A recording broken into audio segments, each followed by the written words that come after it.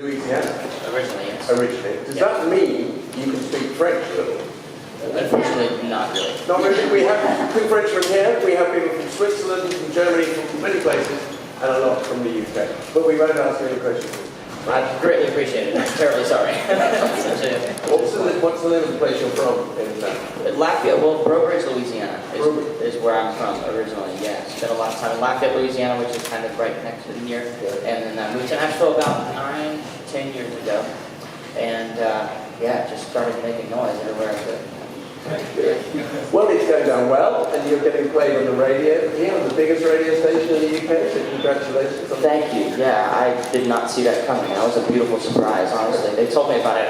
They told me about it a couple of weeks ago, and it completely caught me off guard in the best way possible. You know, you hope for that, but I'm really, honestly, very grateful. Some music from Nashville works in Nashville in America, and it doesn't really work over here. But if you're singing songs about things that people can relate to, and I think that's what you do. You write songs, you know, you're singing songs about people's relationships and things, and it would work in any country.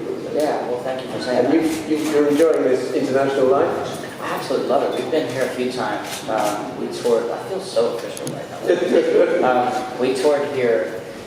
I guess about a year and a half towards our last one, but we've been here several times, and we've had incredible experiences every time. And every time we come, I want to come right back as soon as possible. And it's been way too long, but it was worth the wait for this, for C2C. Right. So we're going to there's some questions, and we'll start with Erica. Hi, Erica from C2C Radio. Obviously, you've been here quite a few times as a standalone artist. What makes you want to come and play at a festival like this rather than your own shows?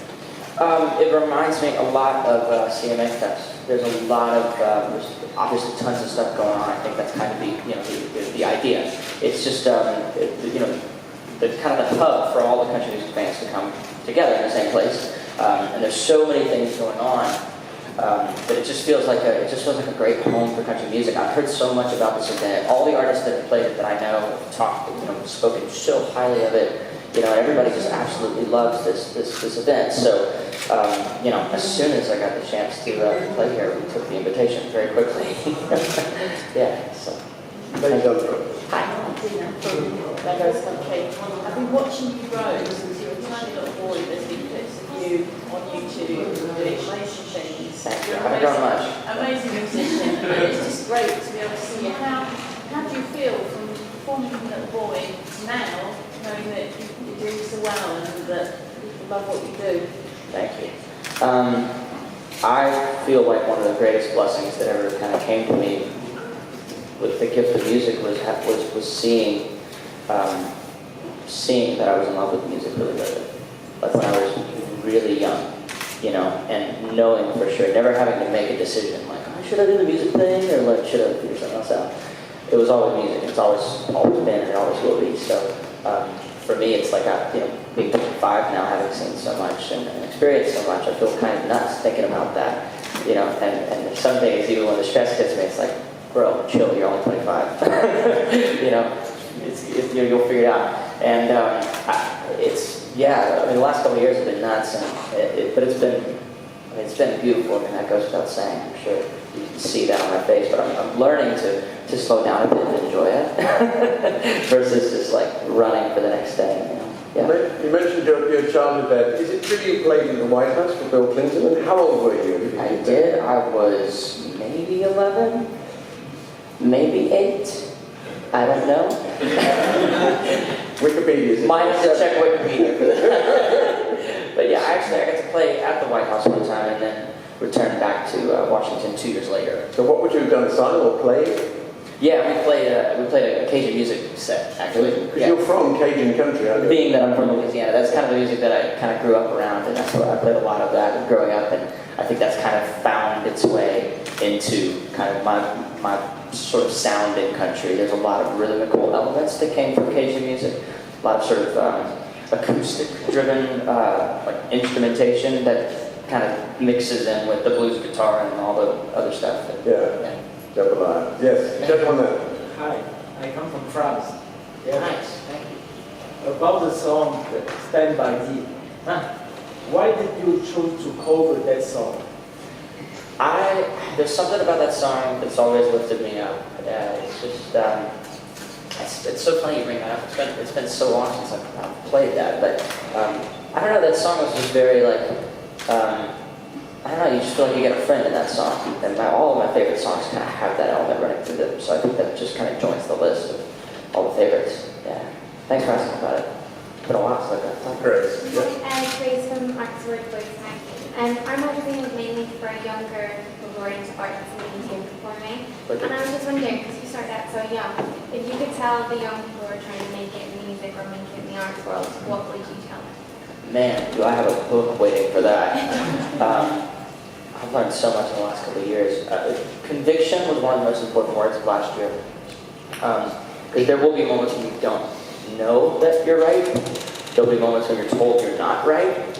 There'll be moments when you have no idea what the proper way to go, what the sort of process is. There's no book. I mean, you can read, and even if there was, I'm sure you could read it and still deduce the same thing. There's no one way to create art to be an artist, art to work in the field of whatever it is, right? Even in this world, in my musical world, there are hundreds, thousands of people that make up our team, and every one of them came from a totally different story, and everybody has a different story, and I just like to encourage strength in oneself, and strength and belief in oneself, and I've experienced, both really believing in myself and not at all believing in myself, and I think you have to keep believing, you have to commit to that, and feel like this is where my heart is, and this is where I belong, and you will find your way to it. Dan from yourlifeinasong.com. You've been doing some cool virtual reality stuff, haven't you, recently? Tell us about that. Yeah! I am a total nerd, and I got to experience VR, virtual reality, a couple years ago, 3 years ago, for the first time. And I just loved it because, we're in this world of, streaming and all these new technologies that are advancing the music industry, changing the face of the music industry. And VR kind of felt like an extension of that. It felt like kind of another door to another room we haven't explored, and literally putting you in the room / maybe in the room of a concert, maybe in the room of a studio. For me, I just went wild with ideas of what it could mean for the fans as far as we're always trying to do different kind of meet and greets and different kind of, hanging out. And I want them to be sort of included in my little crazy creative world.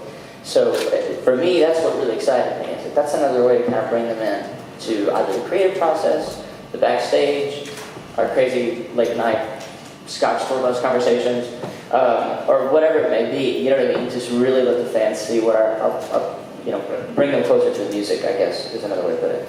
Yeah, thanks for asking that. Well, we're nearly out of time, but if we have time, if there's one more question, I'll lay it back. Hi, Hunter. I'm Margaret from UKCountryRadio.com. Now, I notice you're a multi-instrumentalist, and it's just a light article. What's the most unusual instrument you ever learned to play? That's a great question. Most unusual instrument. I don't know if anything's really unusual, but the hardest is definitely the steel guitar. Trusting a lot of mechanics to move at the same time, and there's a lot of literally just like multitasking going on to play that instrument, which is why I'm just fascinated by anybody who can play it. And tonight there happens to be a few people who can really play it very well. We saw them last night. And for me, I love the sound of it. It sort of sounds like home in a way. Steel guitar was in Cajun music, and it was also obviously in all the countries that I grew up with. So it feels like home. Yeah, thanks for asking. Great. Well, that's been really good of you to do this. It's been a busy day, to say the least. And yes, where were you last night? Glasgow. And then tomorrow you're in Dublin. Tomorrow we're in Dublin. Amazing. Well, thank you very much, everybody. Unpaid.